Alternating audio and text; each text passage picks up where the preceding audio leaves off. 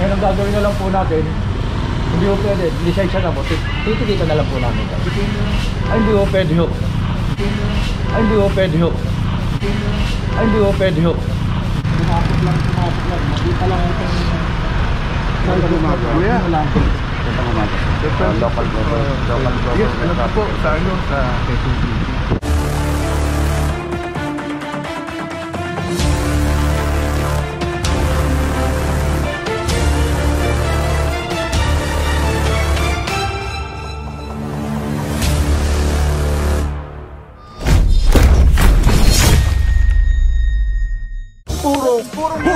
Purong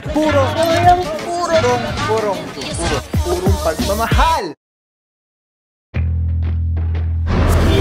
What is up guys? Babaw yung puro magmahal, mga puro Road 23, Lungsod, Quezon. Sama natin TTMP Tikas Sipagaling, Sir Dexter Cardenas. Good morning bossing, Officer De La Rama. Mga puro, meron tayong clearing operation ngayon sa mga MMDA seated 1, Officer Spinelli and Officer Martin.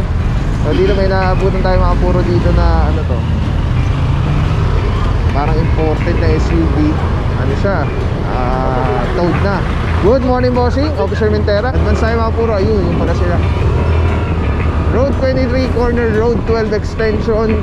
Ayan dito, mukhang nagkatikitan na, nagkailahan na. And then eto na po. Good morning Officer Martin.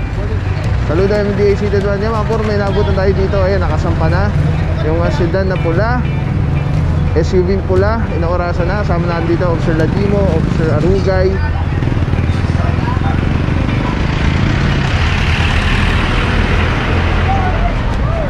Dito naman sama natin Officer Parama.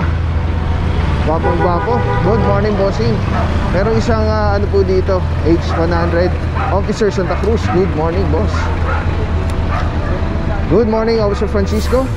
Ayan, tinitikitan na po yung may mga driver. At yung walang driver within 5 minutes ay itataw po natin. So ito nga yung kasama natin mga barangay. Sila yung nag-guide sa atin kung meron bang one side parking or wala. So ito, meron pa tayo naabutan dito, nakabangketa yung SUV. Tapos isang sedan na pula. Alright mga buro, parang first time ko lang na ano dito sa area na to, na Road 23 ano. Usually pinupuntahan natin dito is Road 20. So ito nga ay meron na tayo na isang motorsiklo dito. At isang sedan nakaangat na. Sama na dito Officer Spinelli ng MMDA seated 1.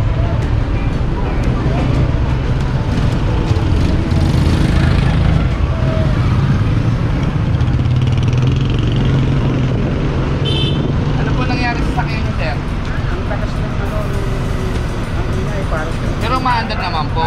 Lagi siya na mamatayan. Kaya may hirapan ako.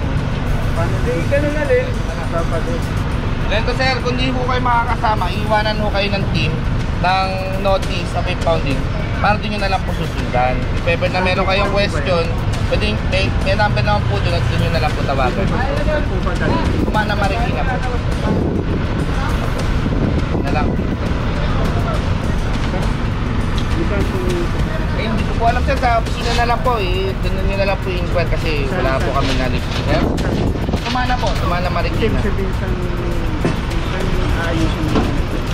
Doon po sa Tumana Marikina po sir. Pagpunta nyo po doon, nyo na po isi-settle yung mga kailangan yung bayaran na penalty. Tapos, makipag-coordinate na rin po kayo kung paano gagawin sa sakyan nyo. Alright mga puro, yan ang ating Officer Arugay. At in-explain nga ni Bossing kung saan isi-settle yung kaniyang penalties nitong kanyang violation ng kanyang sakyan. So ang concern ni Bossing is mayroon daw problema yung sakyan na medyo namamatay-matay. So mukhang I think ang suggestion natin dyan, magsama si Bossing ng ng mekaniko para pagbalik, kasi yung concern ni Bossing pagbalik baka mahirapan siya, baka hindi siya makaalis dun sa Tumana. Nagkataon towing papunta, towing pabalik din, pauwi. So mas magastos masyado yung mga puro. So pinaka the best yan, magdala ng ano si bossing ng mekaniko para dun sa tumana, dun na ayusin yung kanyang sakyan. Ito SUV, tapos nakasampa na po ito. Tapos dito naman okay na, malinis na yung area. Dun yung naabutan na sa dulo, nataw na po. Andito na sina Officer Mintera. Good morning bossing. At Officer Calebag.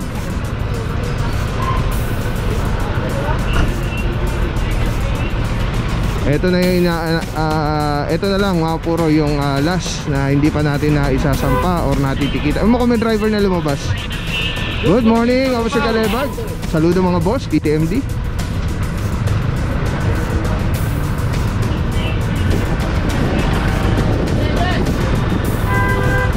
Alright mga puro, yung sitwasyon kasi natin dito, ito yung bangketa, ano? So itong yung may pulang kulay, yan po yung bangketa, daanan po ng tao yan. Tapos ito, tinamaan na nung sakyan. Kaya ang gagawin na lang po natin, hindi po pwede, lisensya na po, titikita na lang po namin. Ay hindi po pwede ho. Ay hindi po pwede ho. Hindi po pwede ho. Ano, license na lang po. License na lang po.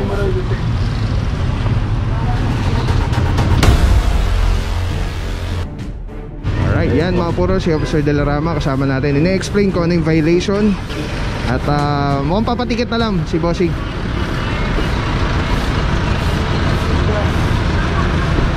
Saan na lang po muna yung sir? Saan na lang po muna? Sir, pakibigyo rin. Alright.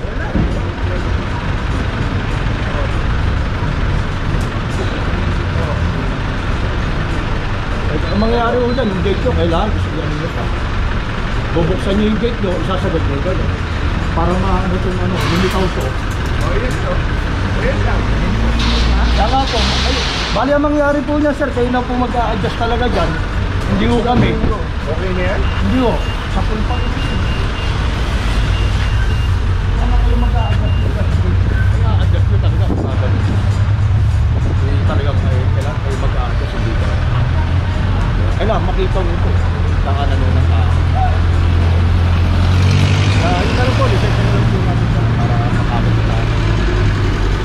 Alright, yung mga puro, no, sinagad ni bossing kaya lang bitin pa rin, nakaharang pa rin. So sinasabi ni Officer Delarama, kailangan mag-adjust yung property nila. So hindi po mag-a-adjust yung bangketa para dun sa parkingan nila. So bali yun po yung ine-explain lang ni bossing, ni Officer Delarama. Tapos cooperating naman si sir na papatikit na lang daw siya. At maayos naman kausap si sir. Kaya inaantay natin.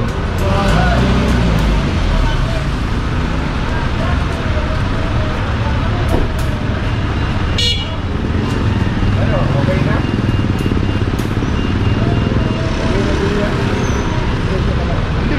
Hindi, ano natin, hindi, basta nakikita namin kayo, hindi na kayo totoo.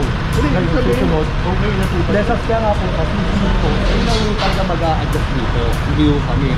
Kayo gagawa ng paraan para pumasok, kahit adjust dito lang yung kayo. Pumasok lang, makita lang itong... Kaya pumasok. Kuya? Ito naman. Local government. Yes, ano po, sa ano, sa KTV. Pera niya ata yan.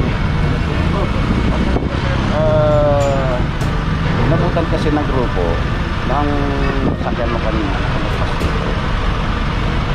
Instead na itaw natin yan, dahil nandyan ka naman, kailangan matikisan kasi. Baka pwede. Ay, parang domino po ang ating ano dyan. Kung ano po ginawa dun sa isa. Hindi, paano po? Ito na po yung pinag-sagan po. Ay, actually sir, bawal pa rin po yan. Kailangan natin mag-adjust po tayo doon dahil palagi kayo matitikitan dito. At least 2 meters po tayo sir from kailangan kayo mag-adjust sir, hindi pong cover na kailangan meron tayong alisin po dyan sa ating garahe. Ganun po ang ano natin. So pakikisuyo na lang ako ng driver's license natin. Yung driver's license, kung tikita kayo sir, mapalig sa inyo yung lisensya. Alright, yan mga puro, kalmado, Officer Francisco. Mapalig naman sa yung lisensya sir. Bawal kami magsabi po kasi ng ano no? Pero sa mga pero yung mababang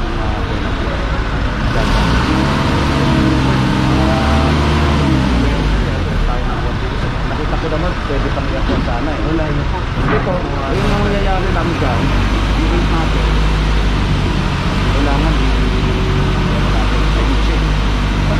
ganun po, tingnan niya siya lang. Hindi talaga po pwede ito kasi maabala kayo ng maabala dito dyan. Dahil ito ay governor ba? Kaya kailangan siya mag-adjust tayo. Dali lang po. Pero, i-upload tayo. Kailangan lang.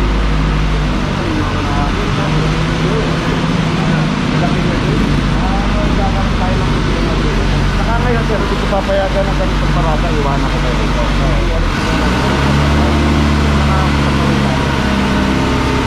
Nakikita kayo sir, makailis muna.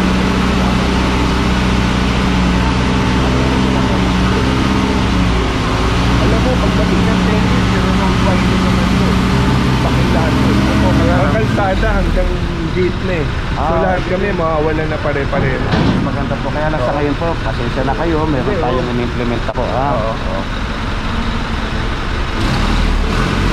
Alright, yan mga buro, no? Ang ating OIC for today, Officer Francisco. At ina-explain nga yung bangketa kasi kailangan open. So mukhang kailangan si sir mag-a-adjust ng konti para maipasok na yung sakyan niya. At the same time, hindi po tayo alis dito nang hindi na-alis ni sir tong sasakyan sa bangketa pag natikitan siya. Hindi po ibig sabihin na natikitan na pwede na siya dyan ng ganyan. So, tulad nga na sinasabi ni Officer Francisco, kailangan alisin po yan dahil pare-pareho po yan na hinuhuli lahat ng may violation.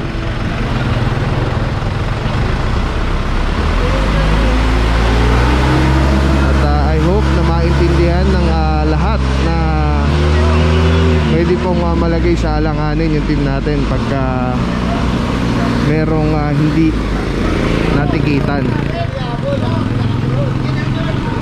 Alright, diretso na po ito, Tumana Marikina.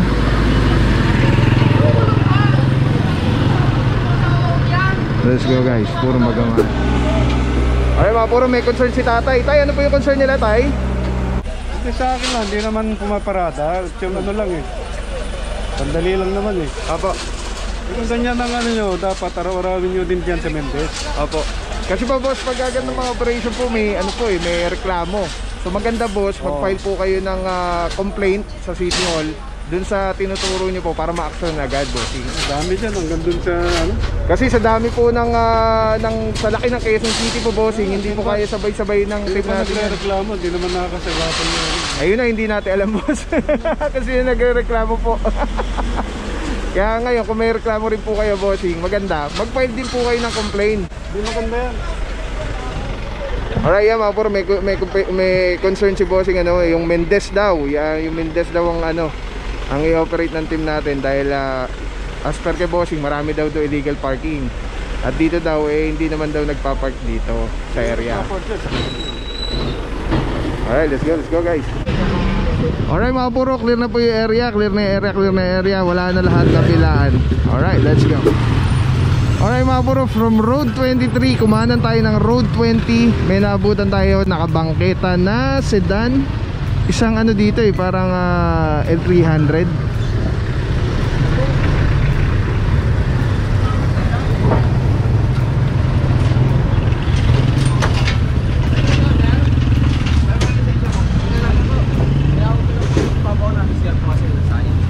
Sa kanya yung design. Pero na ako na nagsisilip lang po. Kaya lang po, sige lang. May garahe dyan? Hindi garahe. Alright mga puro, may driver na lumabas. So titikitan na lang si bossing yung, para dito sa sedan.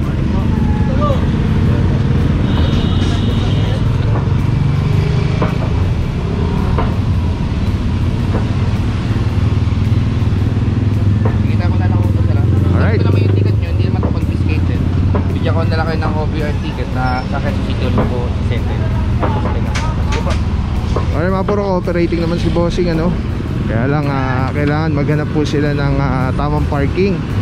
Dahil pagka napupunta ang team dito at dun sila lagi nakapark, lagi po din silang mahuhuli. Mga puro, sama na dito, Officer Paul ito. Good morning bossing.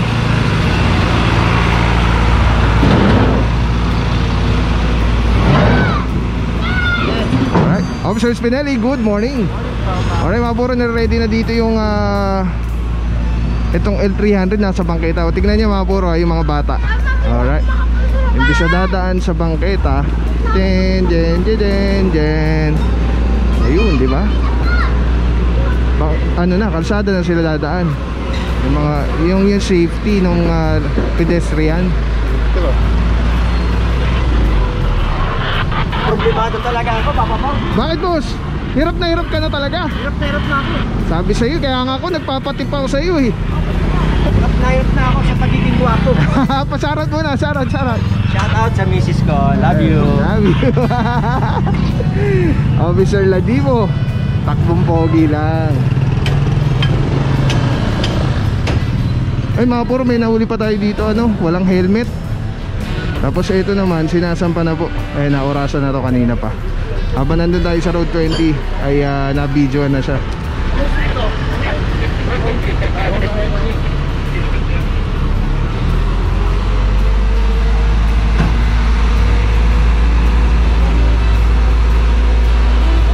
Actually, mabigat-bigat yung ano. Guys, ito, paalala. Dito po sa Quezon City, naka-standard na yung ano. Ako, sariling opinion ko lang to ha. Ito yung pagkakaalam ko lang. Hindi ko alam kung mali ako.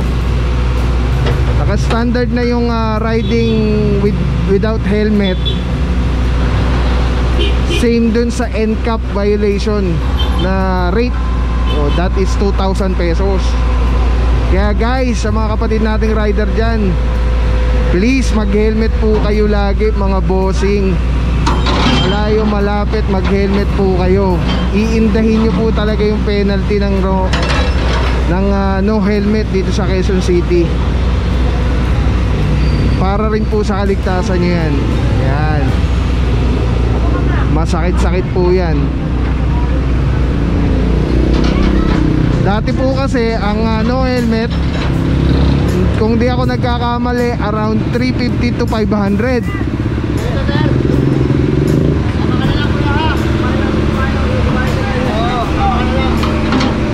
Ngayon mataas na dahil gawa nung sa NCAP rate na yung naging standard nung no helmet violation. Kaya ito, paalala mga puro, mag-helmet po kayo lagi.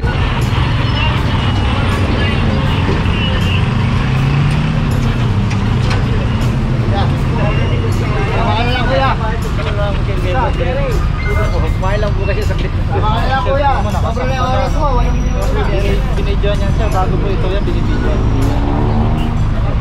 Gusto niyo pong makita yung video, nandito po sa mga... Pwede po kayong sumama na lang sir para matubos yung bago. Kaya rin ko pa po sa may-ari po sa tracking niya kayo niya. Kung hindi po kayo sasama, bibigyan po kayo ng notice. May kita niyo po yung address doon na impounding natin sa Tumana Market. Susunod na lang po kayo. Alright, yeah mga puro, medyo nagulat si Bossing dahil ito po, bangketa po ito, kalsada. Dito po nakapark si Bossing, nataw po yung kanyang sakyan. At diretso nga po niyan ay Tumana Marikina. At kaya nga po tayo lagi nagpapaalala na laging ilagay sa tama, pagpaparada, mag-helmet,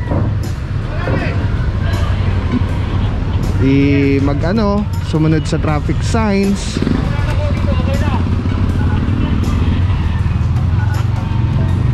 Within the perimeter ng operation natin, ng location, lahat po ng traffic concerns, traffic violations ay inuuli natin. Like for example, dito tayo ngayon, nagtotowing, may dumaan na walang helmet, uliin po natin yon. Alright, let's go guys, puro pagmamahal. Officer Kalebad, pagmamahal, puro. Guys, grabe, Telesim Philippines #1. Mura na quality pa. Ito po yung gamit natin sa ating motovlogging. Pag sa operation, tatanggal ka ng helmet or itataas mo helmet in Telesim Philippines. Ang ganda niyan guys. Sobrang ergonomic yan. Komportable, ang ganda pa. Very slick lang yan. Angas. Yung mount na gamit natin, Telesin din yan. Sa nakaharap sa akin na footage yan yun. Tapos Telesin sa cellphone. Yan. Bakit Telesin products? Ito mga puro, makita nyo yan yung original GoPro battery. I'm using Hero 7 and Hero 8. So ayan, turn on, record, and then bang, error. Imagine napaka-importante ng kukunan mo tapos mag-e-error yung camera mo. Naku po. Kaya mga puro, tignan nyo, gagamitin natin yan. Lumang-lumang Telesin battery na yan. Ilang taon ko na siguro nagamit yan. I think 1 or 2 years. Na-repair niya yung file. Record. All good. Yung battery life niya, hindi din ganun ka bilis maubos. Yan kung bakit Telesin ang ginagamit natin as accessories sa ating GoPro. Lahat ng baterya natin is Telesin Philippines battery. So yung makita nyo, ilang minutes na yan. Iniwan ko lang yung nagre-record. 25 minutes na, 25 minutes lahat na nakasalpak dyan po ay Telesin batteries. Yung mga pinakita ko kanina. Kaya kung magpapalit ka lang din, mag-Telesin ka na. Wala akong papapaw. So thank you so much sa wala sa akong support, tiwala. Wala akong masabi kundi thank you so much. Thank you sa Panginoon at ingat kayo palagi. Again, kung wala akong papapaw. So thank you so much. God bless you. Purong pagmamahal. Thank you so much. God bless.